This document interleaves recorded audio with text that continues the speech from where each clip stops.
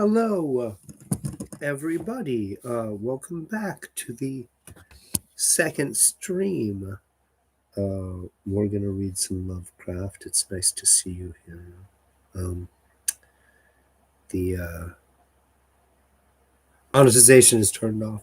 Um, I don't, I mean, maybe I just have to fuss with it and do it afterwards. I'm just going to end up repeating myself. So I'll wait until I see you, Mel and I, before I explain about the plan.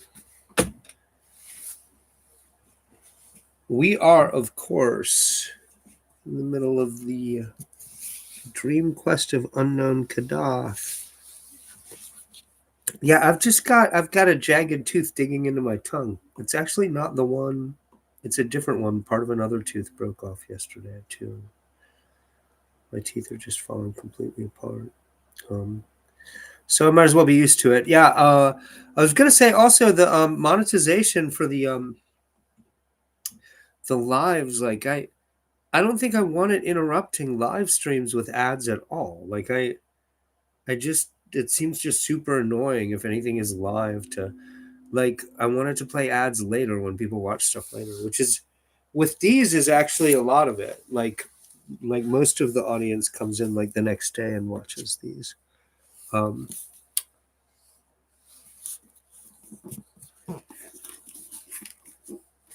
Continuing with the dream quest of unknown Kadath. Um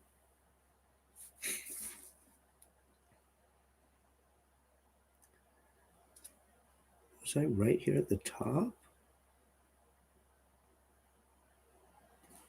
I guess maybe I was. On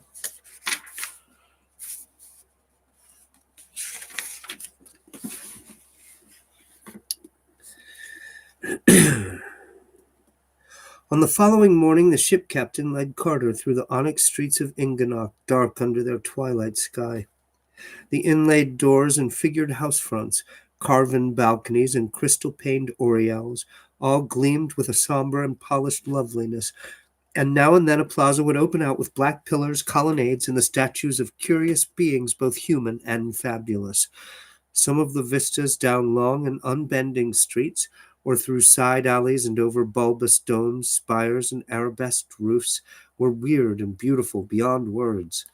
And nothing was more splendid than the massive height of the great central temple of the Elder Ones, with its 16 carven sides, its flattened dome, and its lofty pinnacled belfry, overtopping all else, and majestic whatever its foreground.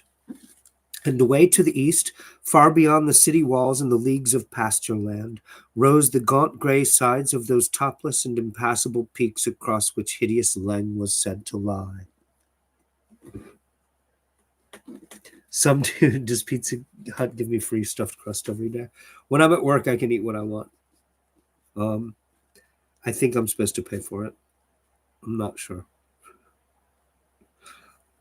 They haven't stopped me yet. The captain took Carter to the mighty temple, which is set with its walled garden in a great round plaza, whence the streets go as spokes from a wheel's hub. The 7 arched gates of that garden, each having over it a carven face like those on the city's gates, are always open, and the people roam reverently at will down the tiled paths and through the little lanes lined with grotesque termini and the shrines of modest gods. And there are fountains, pools, and basins there to reflect the frequent blaze of the tripods on the high balcony, all of onyx and having in them small luminous fish taken by divers from the lower bowers of ocean. When the deep clang from the temple's belfry shivers over the garden and the city, and the answer of the horns and viols and voices peals out from the 7 lodges by the garden gates, there issue from the 7 doors of the temple long columns of masked and hooded priests in black, bearing at arm's length before them great golden bowls from which a curious steam rises. And all the 7 columns strut peculiarly in single file, legs thrown far forward without bending the knees, down the walks that lead to the 7 lodges, wherein they disappear and do not appear again. It is said that subterranean paths connect the lodges with the temple, and that the long files of priests return through them. Nor is it unwhispered that deep flights of onyx steps go down to mysteries that are never told. But only a few are those who hint that the priests in the masked and hooded columns are not human priests. Carter did not enter the temple, because none but the veiled king is permitted to do that. But before he left the garden, the hour of the bell came, and he heard the shivering clang deafeningly above him, and the wailing of the horns and viols and voices loud from the lodges by the gates. And down the 7 great walks stalked the long files of bowl-bearing priests in their singular way, giving to the traveler a fear which human priests do not often give. When the last of them had vanished, he left that garden, noting as he did so a spot on the pavement over which the bowls had passed. Even the ship captain did not like that spot, and hurried him on toward the hill whereon the veiled king's palace rises many-domed and marvelous. Okay, what? Hold on. When the last of them had vanished, he left that garden, noting as he did so a spot on the pavement over which the bowls had passed. Even the ship captain did not like that spot. Maybe he'll come back to it. The ways to the Onyx Palace are steep and narrow, all but that broad curving one where the king and his companions ride on yaks or in yak-drawn chariots. Carter and his guide climbed up an alley that was all steps, between inlaid walls bearing strange signs in gold, and under balconies and oriels whence sometimes floated soft strains of music or breaths of exotic fragrance. Always ahead loomed those Titan walls, mighty buttresses, and clustered and bulbous domes for which the veiled king's palace is famous, and at length they passed under a great black arch and emerged in the gardens of the monarch's pleasure. There Carter paused in faintness at so much of beauty, for the onyx terraces and colonnaded walks, the gay parterres, and delicate flowering trees, espaliered to golden lattices, the brazen urns and tripods with cunning bas-reliefs, the pedestaled and almost breathing statues of veined black marble, the basalt-bottomed lagoons and tiled fountains with luminous fish, the tiny temples of iridescent singing birds atop carven columns, the marvelous scroll-work of the great bronze gates, and the blossoming vines trained along every inch of the polished walls, all joined to form a sight whose loveliness was beyond reality and half fabulous even in the land of dream. There it shimmered like a vision under that gray twilight sky, with the domed and fretted magnificence of the palace ahead, and the fantastic silhouette of the distant impassable peaks on the right. And ever the small birds in the fountains sang, while the perfume of rare blossoms spread like a veil over that incredible garden. No other human presence was there, and Carter was glad it was so. Then they turned and descended again the onyx alley of steps, for the palace itself no visitor may enter, and it is not well to look too long and steadily at the great central dome, since it is said to house the archaic father of all the rumored shantak birds, and to send out queer dreams to the curious.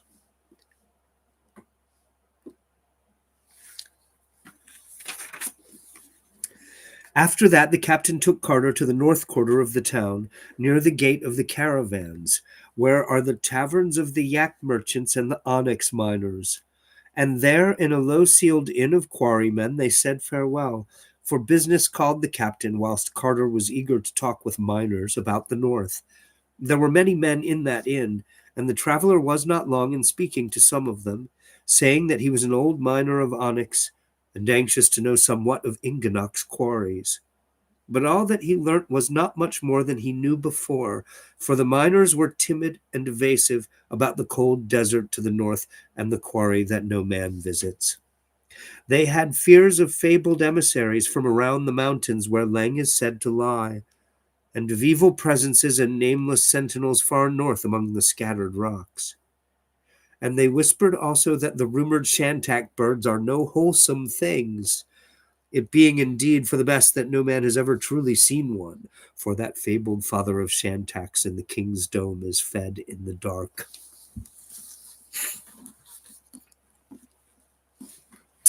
I think he's making it up about the Shantak birds. I'm not sure they're a real thing.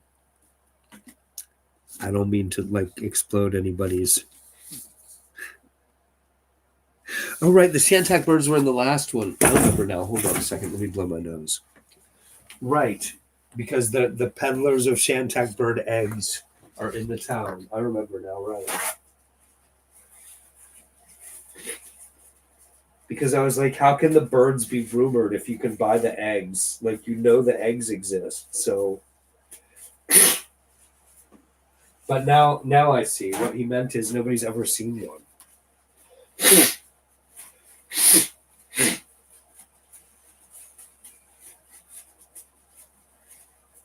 He's really into monsters nobody's ever seen.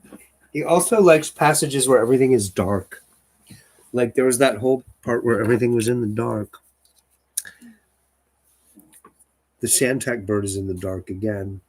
The father of all Shantaks.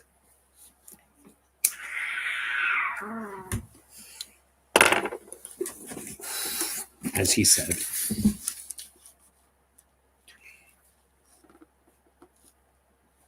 The next day,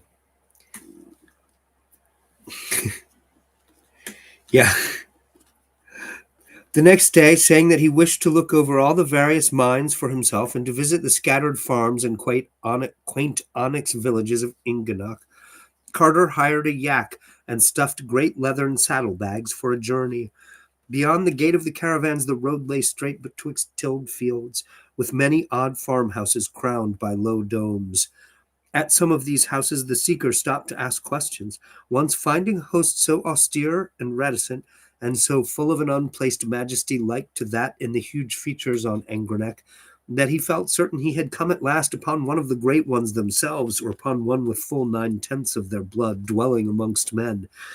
And to that austere and reticent Cotter he was careful to speak very well of the gods, and to praise all the blessings they had ever accorded him. That night Carter camped in a roadside meadow beneath a great ligath tree, to which he tied his yak, and in the morning resumed his northward pilgrimage. At about 10 o'clock he reached the small domed village of Urg,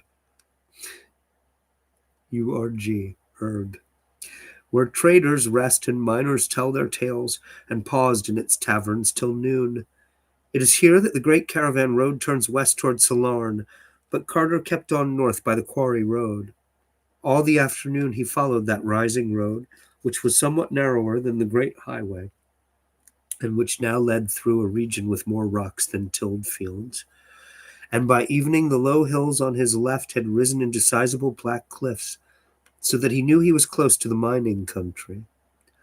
All the while the great gaunt sides of the impassable mountains towered afar off at his right, and the farther he went, the worse tales he heard of them from the scattered farmers and traders and drivers of lumbering onyx carts along the way. On the second night he camped in the shadow of a large black crag, tethering his yak to a stake driven in the ground. He observed the greater phosphorescence of the clouds at this northerly point, and more than once thought he saw dark shapes outlined against them. And on the third morning he came in sight of the first onyx quarry, and greeted the men who there labored with picks and chisels.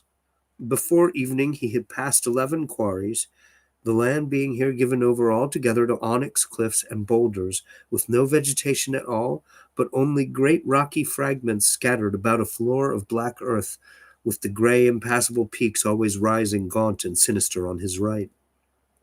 The third night he spent in a camp of quarrymen whose flickering fires cast weird reflections on the polished cliffs to the west. And they sang many songs and told many tales, showing such strange knowledge of the olden days and the habits of gods that Carter could see they held many latent memories of their sires, the great ones. They asked him whither he went, and cautioned him not to go too far to the north, but he replied that he was seeking new cliffs of onyx, and would take no more risks than were common among prospectors. In the morning he bade them adieu and rode on into the darkening north, Where they had warned him he would find the feared and unvisited quarry, whence hands older than men's hands had wrenched prodigious blocks. But he did not like it when, turning back to wave a last farewell, he thought he saw approaching the camp that squat and evasive old merchant with slanting eyes, whose conjectured traffic with Leng was the gossip of distant Dilathleen. After two more quarries, the inhabited part of Inganok seemed to end, and the road narrowed to a steeply rising yak path among forbidding black cliffs. Always on the right towered the gaunt and distant peaks, and as Carter climbed farther and farther into this untraversed realm, he found it grew darker and colder. Soon he perceived that there were no prints of feet or hooves on the black path beneath, and realized that he was indeed come into strange and deserted ways of elder time. Once in a while a raven would croak far overhead, and now and then a flapping behind some vast rock would make him think uncomfortably of the rumored Shantak bird. But in the main he was alone with his shaggy steed, and it troubled him to observe that this excellent yak became more and more reluctant to advance, and more disposed to snort affrightedly at any small noise along the route. The path now contracted between sable and glistening walls, and began to contracted, not contracted. The path now contracted between sable and glistening walls, and began to display an even greater steepness than before. It was a bad footing, and the yak often slipped on many fragments strewn thickly about. In 2 hours, Carter saw ahead a definite crest. Beyond was nothing but dull gray sky, and blessed the prospect of a level or downward course. To reach this crest, however, was no easy task, for the way had grown nearly perpendicular and was perilous with loose black gravel stones. Eventually Carter dismounted and led his dubious yak, pulling very hard when the animal balked or stumbled, and keeping his own footing as best he might. Then suddenly he came to the top and saw beyond, and gasped at what he saw.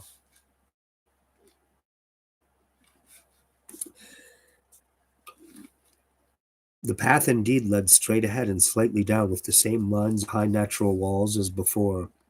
But on the left hand there opened out a monstrous space, vast acres in extent, where some arcane power had riven and rent the native cliffs of onyx in the form of a giant's quarry. Far back into the solid precipice ran that cyclopean gouge, and deep down within earth's bowels its lower delvings yawned.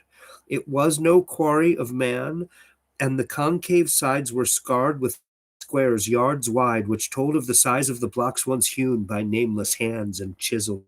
High over its jagged rim, ravens flapped and croaked, and vague whirrings in the unseen depths told of bats or urhags or less mentionable presences haunting the endless blackness.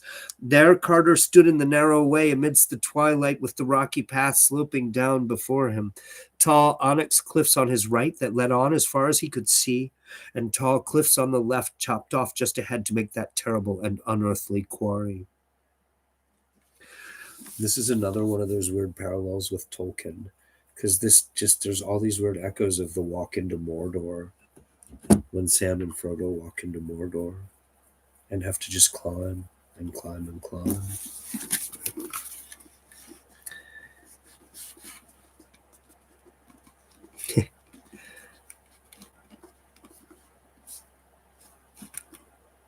Yeah, it's really obsessed with levels up and levels down. The path indeed led straight. Oh, I just read that paragraph right. Once he thought he heard the hoofbeats of the frightened beast. Oh, wait a minute. Oh, okay. I found it. Hello, Lil Janie. Okay, so this story, Lil Janie, is a very strange fantasy adventure story. You're not missing much by just dropping it in the middle. It's supposed to be one long dream. So he's sort of wandering through a dreamscape. He's trying to find a specific mountain, right?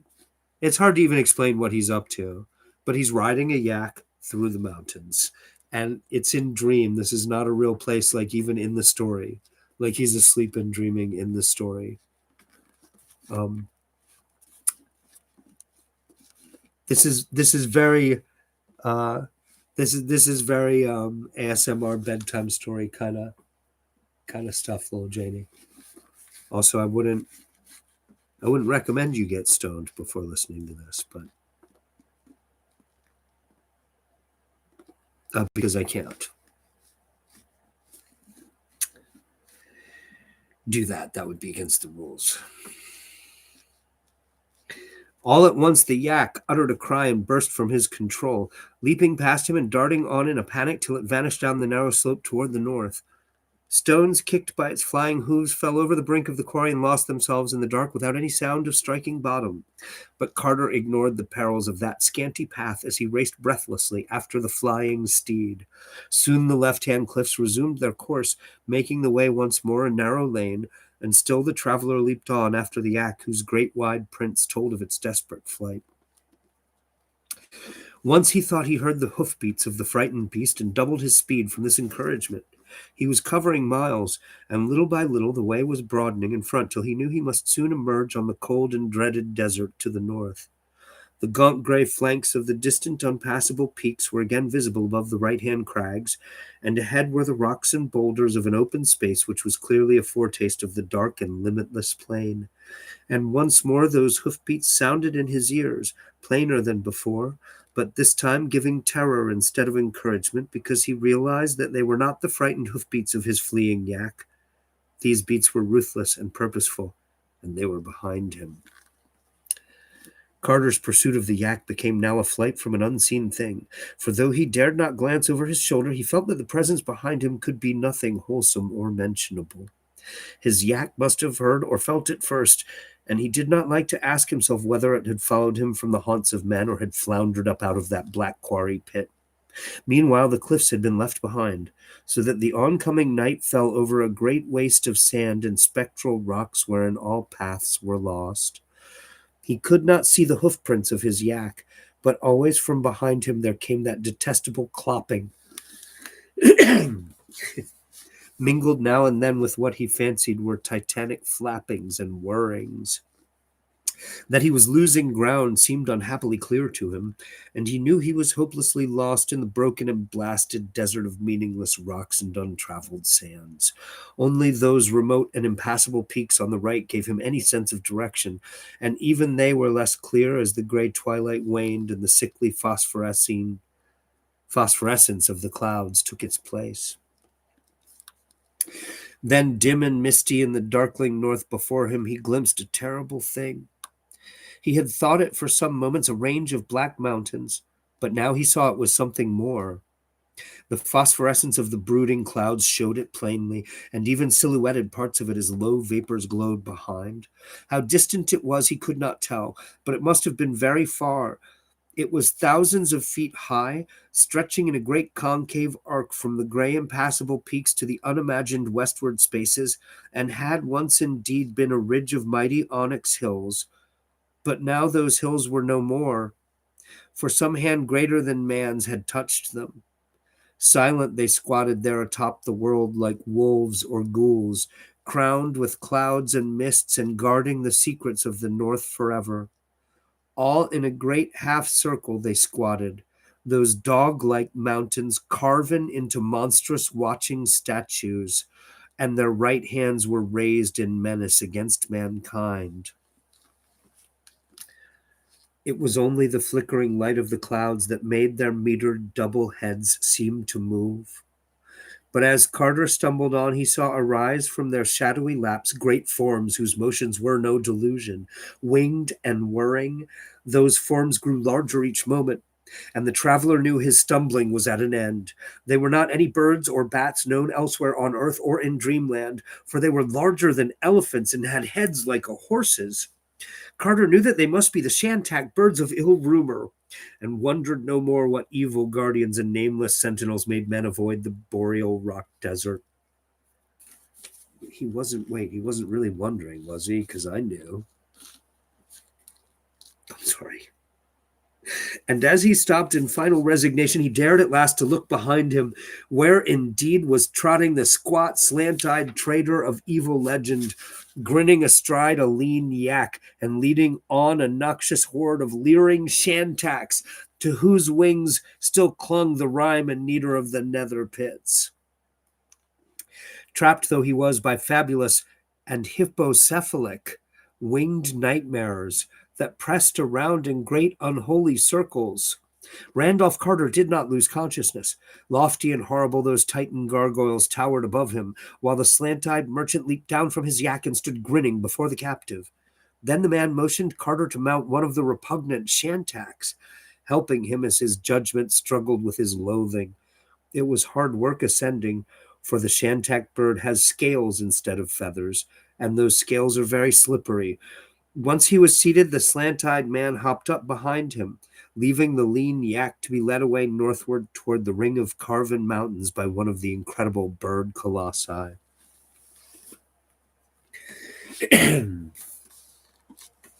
I'd ride one. I'm just saying.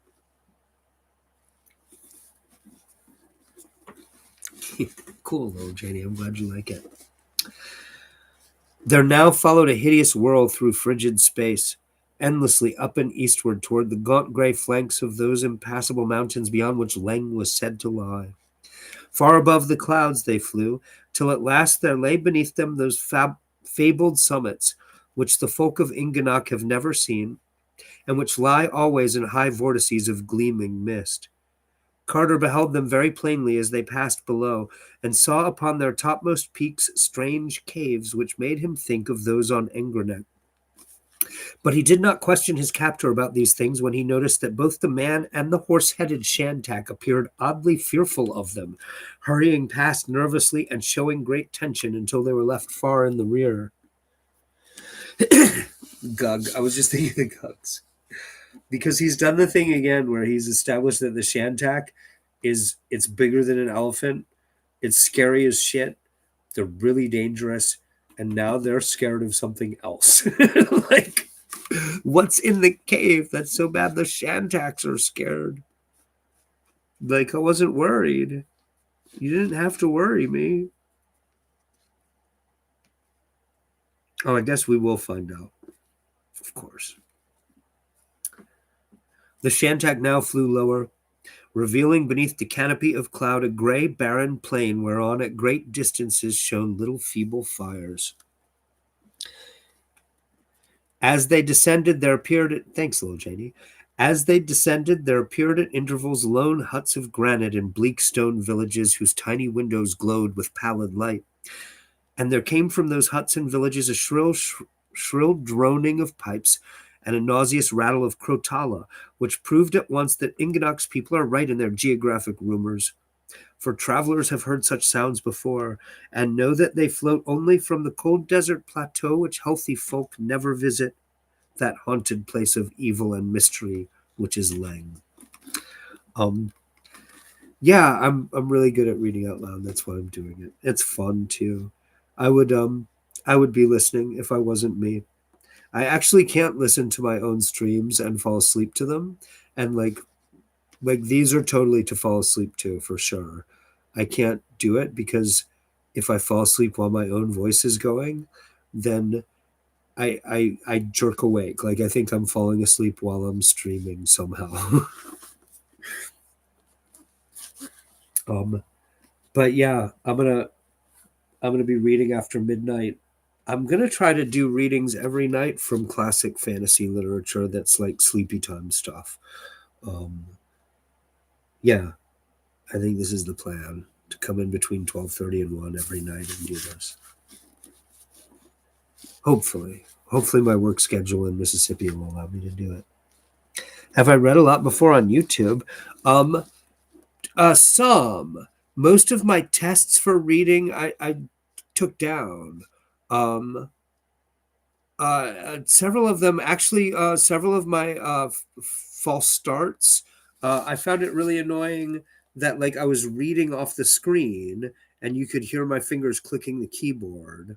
I wanted a physical book. My eyes are bad and my glasses need replacing, so That's one thing going on. I need a second screen too. I mean, you guys see, like when I do the phone streams, I peer really close. I need a I need a second screen. Um, what makes me like reading for others so much? I don't know. I always have. I've been like this, little Janie. When I was like 7 or 8, I insisted on reading to the younger kids. Like I always was really into reading out loud. Yeah, and finding fun books. I'm really big on 18th and 19th century fantasy and horror literature. I don't think people know how fun these books are. I think, I mean, this one is 20th century. This was written in the 1920s, but yeah, I don't think people know how fun these books are. Um,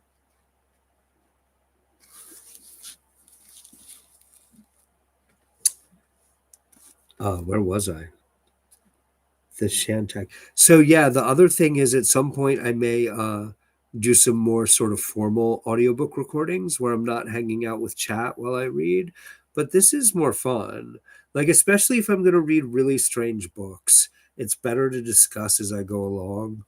Um, if you were going to buy H.P. Lovecraft or just any book, little Janie, I don't know. I don't know. Um, what kinds of books you like? This is very peculiar. This is the Dream Quest of Unknown Kadath. Uh, this having this tone like it's some kind of weird, trippy young adult fantasy like Alice in Wonderland.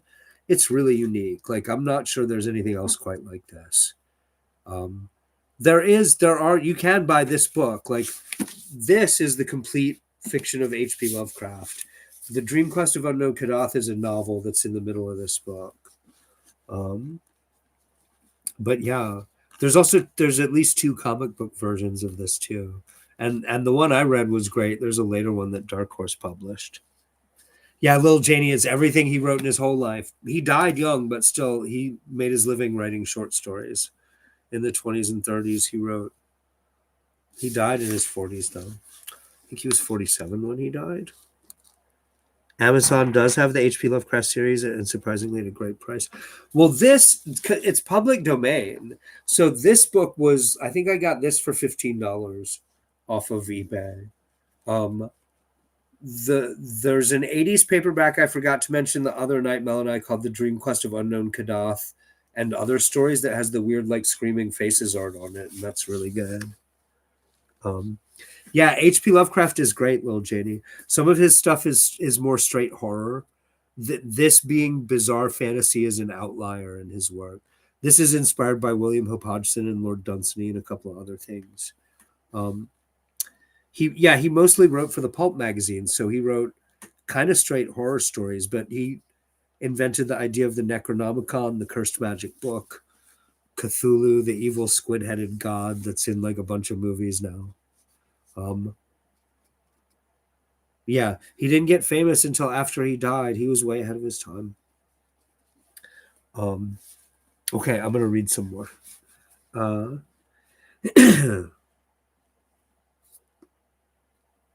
right, right. The Shantak was scared of the thing in the cave, right? Um, and then I read the next paragraph. Yeah, around the feeble fires, dark forms were dancing, and Carter was curious as to what manner of beings they might be. For no healthy folk have ever been to Leng, and the place is known only by its fires and stone huts as seen from afar.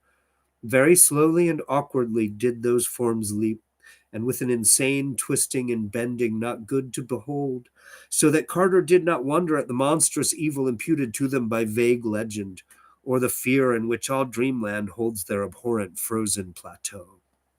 As the Shantak flew lower, the repulsiveness of the dancers became tinged with a certain hellish familiarity, and the prisoner kept straining his eyes and racking his memory for clues to where he had seen such creatures before. They leaped as though they had hooves instead of feet, and seemed to wear a sort of wig or headpiece with small horns. Of other clothing they had none, but most of them were quite furry. Behind they had dwarfish tails, and when they glanced upward he saw the excessive width of their mouths. Then he knew what they were, and that they did not wear any wigs or headpieces after all, for the cryptic folk of Leng were of one race with the uncomfortable merchants of the black galleys that traded rubies at Dilath Leen, those not quite human merchants who are the slaves of the monstrous moon things. They were indeed the same dark folk who had shanghaied Carter on their noisome galleys so long ago, and whose kith he had seen driven in herds about the unclean wharves of that accursed lunar city, with the leaner ones toiling and the fatter ones taken away in crates for other needs of their polypus and amorphous masters.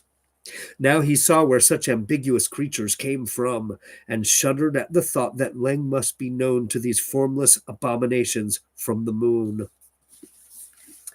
But the Shantak flew on past the fires and the stone huts and the less than human dancers, and soared over sterile hills of gray granite and dim wastes of rock and ice and snow. Day came, and the phosphorescence of low clouds gave place to the misty twilight of that northern world, and still the vile bird winged meaningly through the cold and silence. At times the slant-eyed man talked with his steed in a hateful and guttural language, and the Shantak would answer with tittering tones that rasped like the scratching of ground glass. All this while the land was getting higher, and finally they came to a windswept tableland which seemed the very roof of a blasted and tenantless world. There, all alone in the hush and the dusk and the cold, rose the uncouth stones of a squat windowless building, around which a circle of crude monoliths stood. In all this arrangement there was nothing human, and Carter surmised from old tales that he was indeed come to that most dreadful and legendary of all places, the remote and prehistoric monastery wherein dwells uncompanioned the high priest not to be described, which wears a yellow silken mask over its face and prays to the other gods and their crawling chaos, Nyarlathotep. The loathsome bird now settled to the ground, and the slant-eyed man hopped down and helped his captive alight. Of the purpose of his seizure, Carter now felt very sure, for clearly the slant-eyed merchant was an agent of the darker powers, eager to drag before his masters a mortal whose presumption had aimed at the finding of unknown Kadath and the saying of a prayer before the faces of the great ones in their onyx castle. It seemed likely that this merchant had caused his former capture by the slaves of the moon things in Dilath Leen, and that he now meant to do what the rescuing cats had baffled, taking the victim to some dread rendezvous with monstrous Nyarlathotep and telling with what boldness the seeking of unknown Kadath had been tried. Awesome, little Janie. Thank you. Yeah, and I started to say, it's more fun to do this way than to record it, to just record. Like, I like doing this live, and I like hanging out with chat while I read too.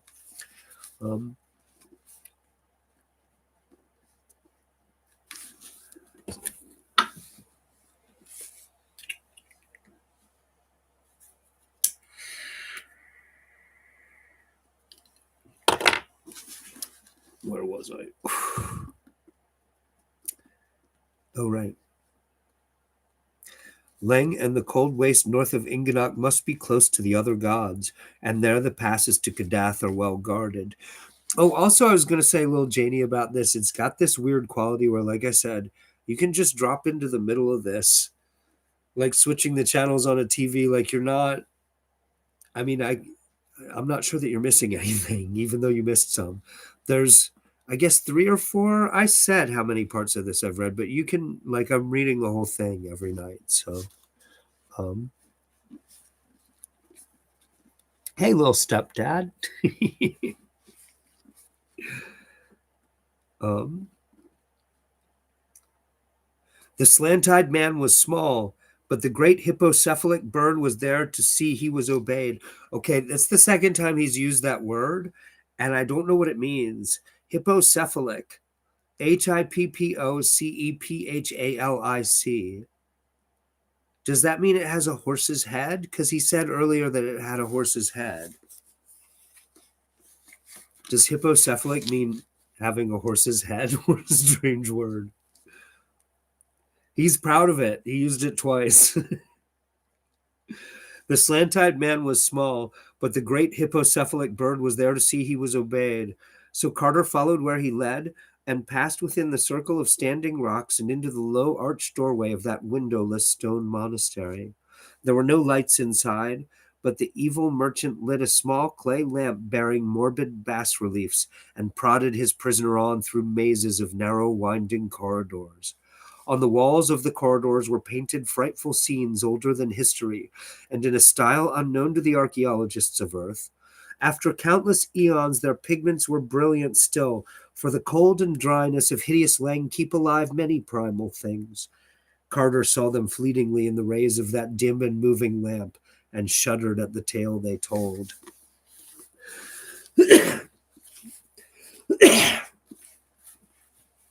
Yeah, this isn't quite like anything, but I keep saying at least once a stream I've pointed out. This particular story should be an animated movie for children. Like an animated movie that's aimed exactly at being too scary for 6-year-olds, right? Like it's very Nightmare Before Christmas, very James and the Giant Peach. Um, it means having a head shaped like a horse, right? Like it must, I figured. From context, because he said it's got a horse shaped head and it has scales. That's all he said about the Shantak bird. Little Janie, you missed, but there's a lot of weird monsters in this story. He keeps, which is another thing that's like the Lord of the Rings, actually. Like Lord of the Rings, Tolkien uses like there's elves and there's trolls, but he makes up hobbits and he makes up orcs and he makes up balrogs. Like those monsters don't exist outside of like Lord of the Rings. He just invented them. In this story, there's all kinds of invented weird monsters, like a dozen of them at least. It's so strange. Um, Oh, it's strange that it's like Lord of the Rings. All these parallels are just coincidences. Um,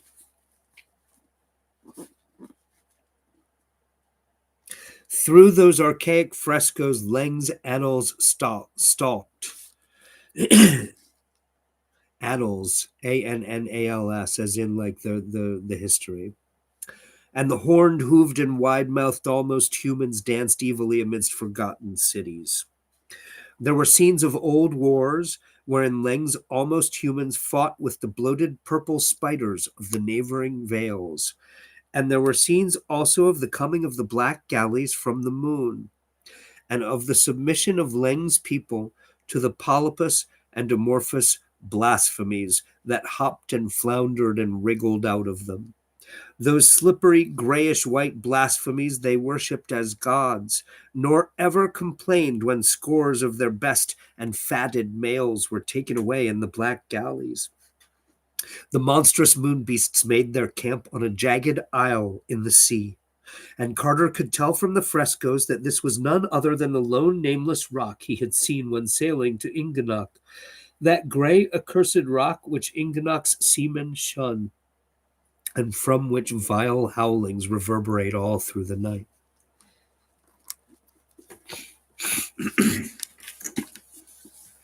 Yeah, I'm picking. This is the stuff that I would want somebody to read to me late at night. Um, yeah, when I had girlfriends, I used to make girlfriends listen to me read to them. My wife, my ex-wife, and then later my daughter read. I read to all of them. I read this out loud one time in the mid-90s to an ex-girlfriend. A long time ago. I'm getting old. As you see.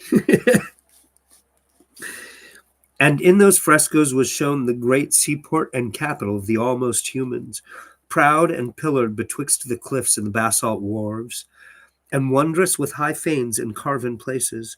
Great gardens and columned streets led from the cliffs and from each of the 6 sphinx-crowned gates to a vast central plaza, and in that plaza was a pair of winged colossal lions guarding the top of a subterranean staircase. Again and again were those huge winged lions shown, their mighty flanks of diorite glistening in the gray twilight of the day and the cloudy phosphorescence of the night. And as Carter stumbled past their frequent and repeated pictures, it came to him at last what indeed they were, and what city it was that the almost humans had ruled so anciently before the coming of the black galleys. There could be no mistake, for the legends of Dreamland are generous and profuse. Indubitably, that primal city was no less a place than storied Sarcomand, whose ruins had bleached for 1,000,000 years before the first true humans saw the light, and whose twin Titan lions guard eternally the steps that lead down from Dreamland to the great abyss.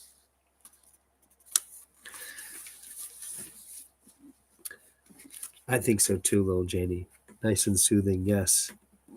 Like I said, well, I got really into H.P. Lovecraft out loud because I made recordings of myself reading H.P. Lovecraft about 15 years ago. My daughter stole those. I didn't say that, actually. I said that I can't listen to these lives because now yeah, I think I'm falling asleep while I'm reading live now. Um, yeah, and I miss reading to Red. I miss reading to my wife, Angie. Lovecraft would have been a little weird for Angie, but Red likes Lovecraft. In fact, I think Red has read some Lovecraft on her channel.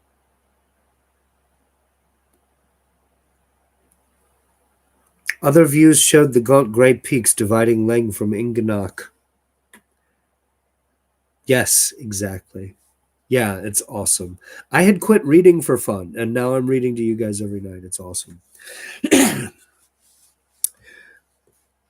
um, I'd kind of done the thing where I'm sure you guys all know middle-aged people who used to be music nerds, and they get to be like 35 or 40, and they just stop listening to new music. Like they still listen to music, but they're just listening to Led Zeppelin 4 over and over again, right? Like, um, it's become like that with me with books. Like, I was really passionate about fantasy and horror and science fiction for decades. Now I don't want to read new books at all. Like, I'm just not interested, but I can read the old ones out loud to you guys. So awesome, little Janie. Um,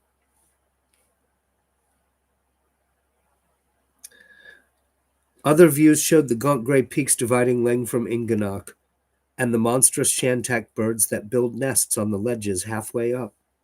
And they showed likewise the curious caves near the very topmost pinnacles, and how even the boldest of the Shantaks fly screaming away from them. Carter had seen those caves when he passed over them, and had noticed their likeness to the caves on Engranek. Now he knew that the likeness was more than a chance one, for in these pictures were shown their fearsome denizens, and those bat wings, curving horns, barbed tails, prehensile paws, and rubbery bodies were not strange to him. He had met those silent, flitting, and clutching creatures before, those mindless guardians of the great abyss whom even the great ones fear, and who own not Nyarlathotep but hoary Nodens as their lord. For they were the dreaded night gaunts, who never laugh or smile because they have no faces, and who flop unendingly in the dark betwixt the Vale of Panath and the passes to the outer world. The slant-eyed merchant had now prodded Carter into a great domed space whose walls were carved in shocking bas-reliefs, and whose center held a gaping circular pit surrounded by 6 malignly stained stone altars in a ring. There was no light in this vast and evil-smelling crypt, and the small lamp of the sinister merchant shone so feebly that one could grasp details only little by little. At the farther end was a high stone dais reached by 5 steps, and there on a golden throne sat a lumpish figure robed in yellow silk, figured with red, and having a yellow silken mask over its face. To this being the slant-eyed man made certain signs with his hands, and the lurker in the dark replied by raising a disgustingly carven flute of ivory in silk-covered paws, and blowing certain loathsome sounds from beneath its flowing yellow mask. This colloquy went on for some time, and to Carter there was something sickeningly familiar in the sound of that flute and the stench of the malodorous place. It made him think of a frightful red-litten city, and of the revolting procession that once filed through it, of that, and of an awful climb through lunar countryside beyond, before the rescuing rush of Earth's friendly cats. He knew that the creature on the dais was without doubt the high priest not to be described, of which legend whispers such fiendish and abnormal possibilities. But he feared to think just what that abhorred high priest might be. Then the figured silk slipped a trifle from one of the grayish-white paws, and Carter knew what the noisome high priest was. And in that hideous second, stark fear drove him to something his reason would never have dared to attempt, for in all his shaken consciousness there was room only for one frantic will to escape from what squatted on that golden throne. He knew that hopeless labyrinths of stone lay betwixt him and the cold tableland outside, and that even on that tableland the noxious Shantak still waited. Yet in spite of all this, there was in his mind only the instant need to get away from that wriggling, silk-robed monstrosity. Wait, so what is it?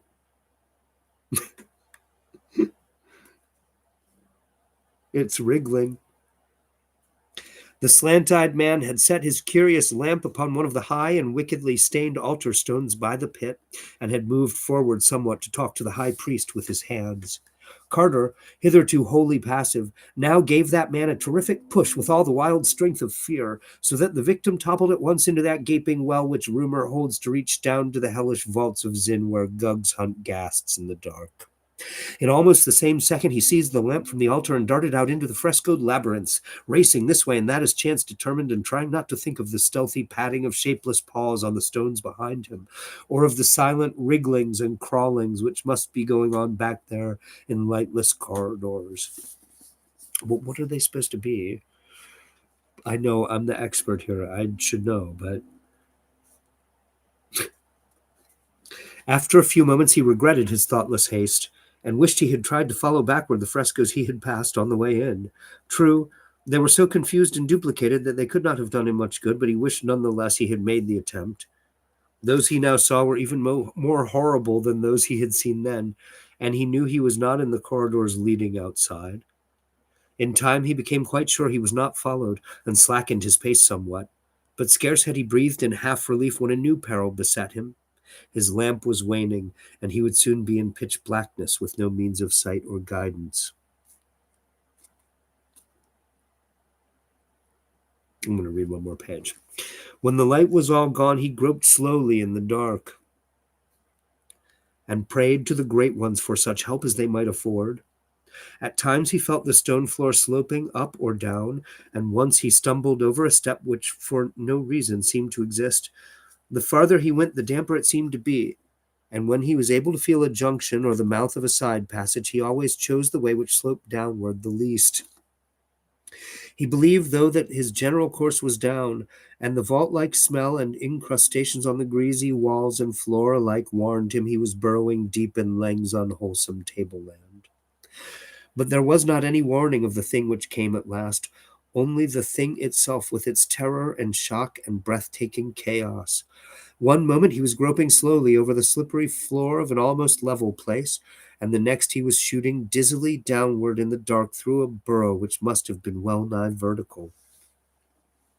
Of the length of that hideous sliding he could never be sure, but it seemed to take hours of delirious nausea and ecstatic frenzy. Then he realized he was still, with the phosphorescent clouds of a northern night shining sickly above him. All around were crumbling walls and broken columns, and the pavement on which he lay was pierced by straggling grass and wrenched asunder by frequent shrubs and roots. Behind him a basalt cliff rose topless and perpendicular, its dark sides sculptured into repellent scenes, and pierced by an arched and carven entrance to the inner blacknesses out of which he had come.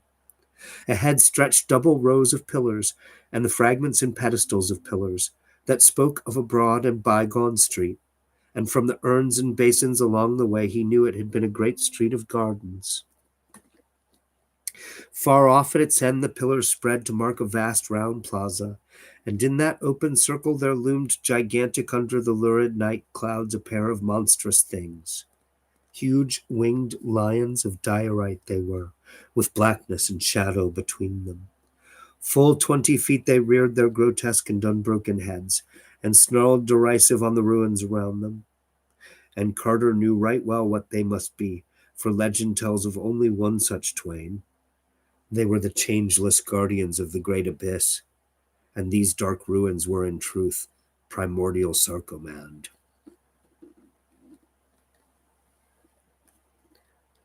Cool. I'm glad I could help, little Janie. That's awesome. I'm gonna stop reading now, though. I'm sorry to do that while you guys are here. Yes, I've got to lie down and rest because I'm still feverish and sickly, and I got to eat something before I do that. Yeah, this story is. Hold on a second. How much longer is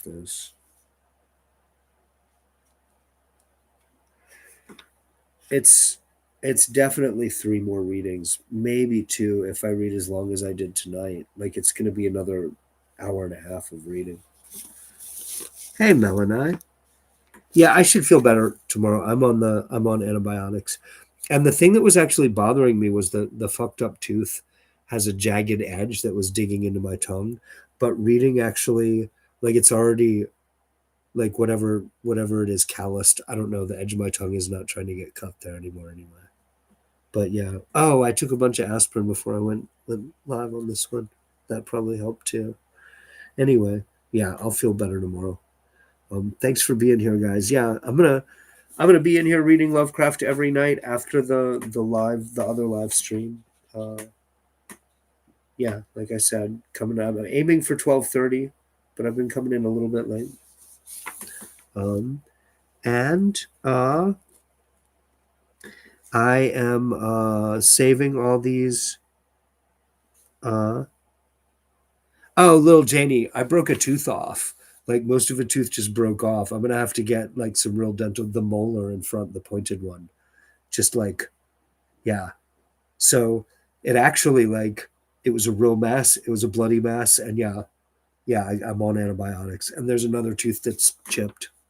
My teeth are like you can't see that my teeth are a total mess because the ones in front are all fine. Only the ones in back are a mess. So, which is great. Um, I don't look snaggle-toothed. I am snaggle-toothed though. It's just where you can't see. Um, but yeah, it didn't hurt much when it broke off actually. Like it broke off clean like an extraction. And it was a bloody mess, but then I cleaned it up and I realized like, oh, it's not even swollen. It's not even hurting. Like I just went back to work. I was at Pizza Hut. Like I washed up and went back to work. And then the next day, I streamed and it was fine. And then the next day, I was suddenly really ill because it got infected somewhere in the gums. Yeah. Tonight, this was much easier without the ads. Mel and I don't want it running ads while I go live. I just think that's super annoying. I don't watch other people live much, but if an ad came on while I was watching somebody live, I would just change it to something else, especially if they were reading. That would be really annoying. So, yeah, I think when I hit stop, I can set it to play ads like for replay, which is still annoying, but like that's a more like a please come in here live while I'm doing it live thing. Um, yeah, also these reading streams, I try to remember not to chat too much at the end because I know people are falling asleep to them. I would anyway, or at least drifting off. Though, like Lil Janie said, more like, and you're doing too. Like I don't know, falling asleep is and it's very trance-inducing. This story is very trance-inducing. Also, really hard to explain what it's about. When little Janie came in and was like, "So, what are you reading?" It was like, uh, it's weird. It's weird. Anyway, yes, I will be back tonight, guys. Thanks for being here. Um, yeah, 2 or 3 more streams before he. I was gonna say, oh shit, I'm not gonna give away the ending where he finds the marvelous Sunset City, but that would be really weird if this story ended some other way than him finding the city. Though come to think of it, I guess I'm not sure. I have read it before, but it's been a while. It's really good. Okay, I'll see you guys in the next one. Thanks a lot. Good night, Melanie. Good night, little Janie and little Janie's dad. Is that who that was? Good night, guys.